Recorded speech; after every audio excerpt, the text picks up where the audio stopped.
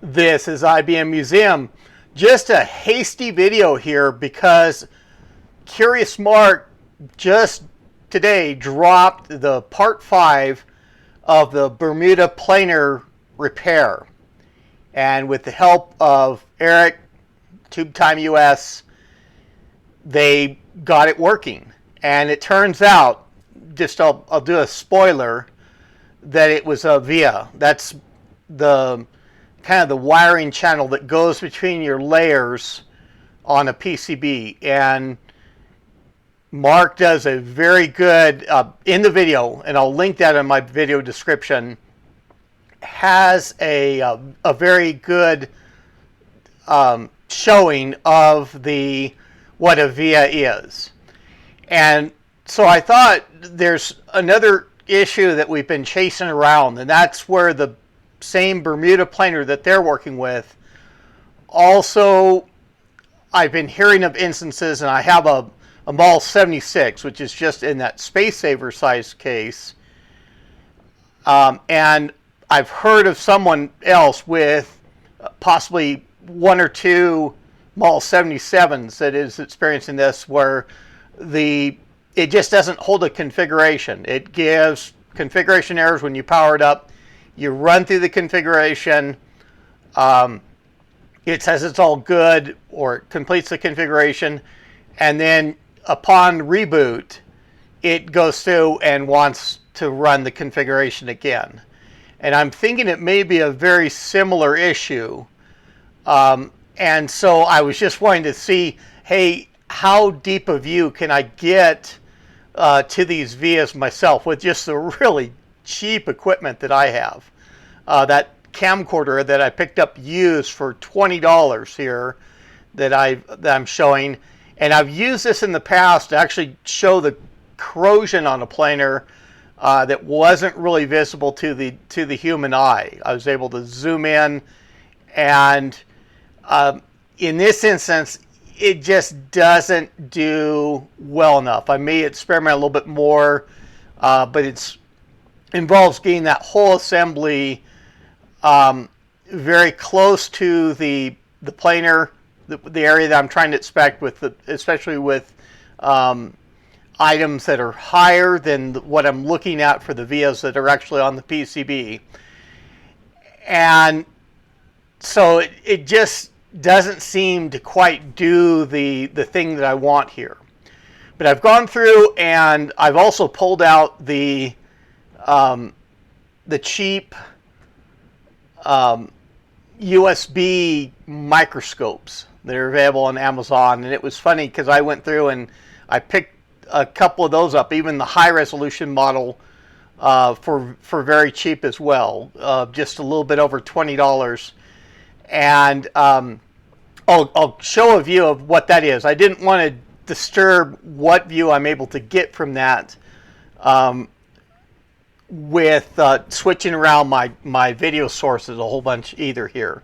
And of course, since I'm using the camcorder to go through and focus in, I can't use it to capture the scene or the bench that I'm working on from a distance here. But this is the image that I get from that USB microscope. I'm going through and using, I've got the USB input to my Chromebook, actually, in this instance, and it is it does very well for. I had to go through, and I'll show you in just a moment, of removing the cap of that and going through trying to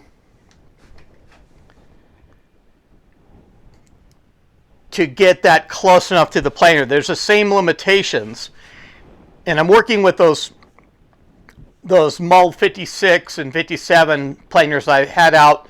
I've got the MAL 76 with the Bermuda planar that's experiencing those problems stored away right now. I set it aside, and I need to go through and get that out, and I can pull the planar out, and if I can't get in there enough to examine those, it might be a possible collaboration that I can do with Curious Mark and Eric to examine that a little bit deeper. And in this instance, it was kind of funny that the via that I'm focused on here has one of my hairs across it, and that's probably beard hair. For the white colorization, I would say that's probably from me and working with the planars.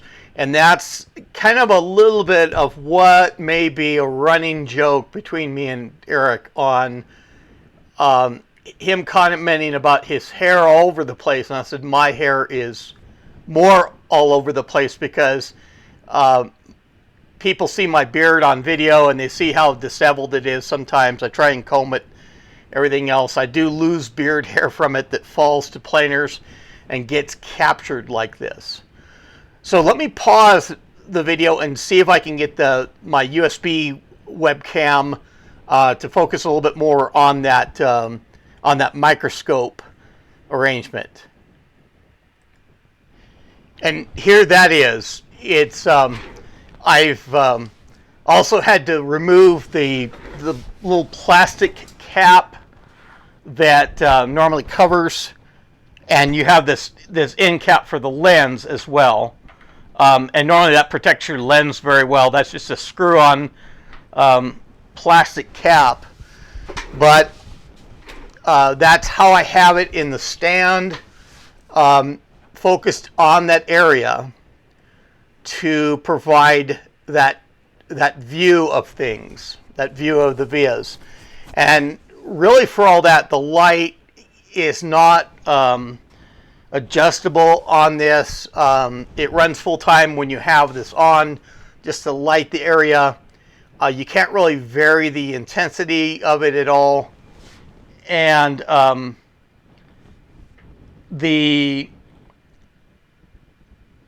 it just doesn't, in this area I'm getting a lot of reflection, of course, from the planar itself, which is generally not too much of an issue. I'm just not seeing down, of course, into those vias, and that takes probably some relatively higher end gear than what I have. You can see a little bit of the edge, that lip that they showed that was cracked with the via in their video. And this is around the Dallas chip that is very similar to what will be on the Bermuda planar as well.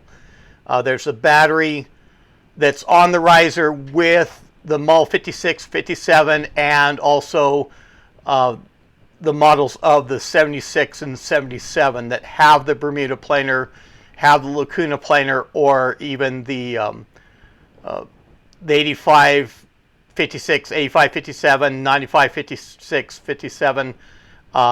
Those lower end planars all have that battery on the riser. They supply power, the battery power, down to the planar from that riser. And there may be something that of very similar nature that is like a cracked via. If the Bermuda planar maybe has these via where the PCB is delaminating between the layers, maybe, or some other thing with the riser insertion, or the strain that it just flexes that enough that it is somehow cracking those vias, or possibly in this instance could be an issue with the Dallas real-time clock chip that's on the board. So I hope to go a little bit further with this rig, just in going and trying to see if I can do a quick look over in case there's anything that stands out. But as it is in the video, again, that'll be linked in the video description. Watch that video because it's very good troubleshooting steps, and it really explains a lot of the concepts here in particular, and shows how hard to diagnose this issue is too. That just to happen to see something like that, and they were able to localize that via just by what the area that the pressure did. Eric had the oscope probe at one point that was putting pressure on there, and then he saw a change in the system, so he knew he was right on that area. And they focused in with their more advanced microscope than what I have here to be able to get a view inside that, just inside the lip of that via, to see kind of a crack there that would not normally have stood out on its own. And of course, the way to solve that a lot of time is to go through and just put a like the wire wrap wire, very thin gauge wire in there, and to put some solder in there as well. And that, well, of course, goes through and bridges that gap to make the connection again and to clear that fault. And IBM, depending on the vias, there are a lot of the open vias that they do like that, that have the caps on the surface of the PCB, and if any of that PCB is delaminating or there's stressors to pull that collar of the via up, you can get the cracks, are going to happen. And hopefully this isn't an issue. I think a lot of the other issues with other PS2s have been isolated to other things. We'll have particular materials at the Ardent tool that describe some cases where there's known bad capacitors, like that 9585 K/N system has bad capacitors. And the Ardent tool goes through and identifies where those bad caps are, what the values are, shows a little bit of the pictures of the corrosion. And those things almost always happen. Just every planar I've seen like that, they have that corrosion from those capacitors. The capacitors seem like they leak over the range of time since they were made, 100% of the time. And so it's a known issue. The Bermuda, if we have issues with cracked vias, and just the real-time clock issue, that could be one particular spot that is just common between the systems. It also could be different issues that are causing the same symptoms with those systems. And as I say, it possibly could not, it doesn't have to be the vias. It could be something with the real-time clock chip itself on that planar, although that chip is used in other PS2s and other places that I have not necessarily heard of issues to. So we're going to try and investigate that and get those planars, the Bermuda planars that experience those real-time clock issues fixed, just the same as what Curious Mark and Eric, Tube Time US, was able to do with their system. And I think having a working planar that I sent, and the salvage planar that I sent to Eric, and him going through and doing fabulous rework on that, and he's put a lot of that stuff on his Twitter page to show the detail, and showed how sloppy a job I did to pull that SCSI microcode chip, the EEPROM that I was able to read, but it damaged the planar. It didn't come off as clean as I want it to. I'm not as experienced as what Eric is with that low melt solder, and I'll probably try and adjust my tools to scale, with what he does, and I take that as a learning experience to move forward with that as well. But they've got access to other tools, so I'll have to see if I can go further with this issue myself and pin it down a little bit closer, or whether it's something that just we might have to do a channel collaboration where I send a planar that experiences those symptoms, and seeing if we can identify and fix what that is. But if you like this hasty video, go ahead and click on that like button, please, just to show that you're keeping up. Maybe you're a new subscriber to my channel from the Curious Mark site. I've been seeing my subscribers jump up a little bit more. He has a fabulous channel. I'll link that video. He's worth subscribing to as well for the videos that he does, the content that he has. Certainly, I would hope that some of his viewers would be interested in subscribing to my channel as well. Helps grow my subscriber base, which I love to see. If you have comments on this video, go ahead and leave them. I want to get that feedback as well for what's going on here, even to introduce yourself or to make me aware if you've seen the issues that I've discussed with that Bermuda planar as well. There's people out there with those systems as well. Maybe they've had very similar problems or an issue that we need to solve with that as well. But that's all I have for now. This is IBM Museum. Thank you.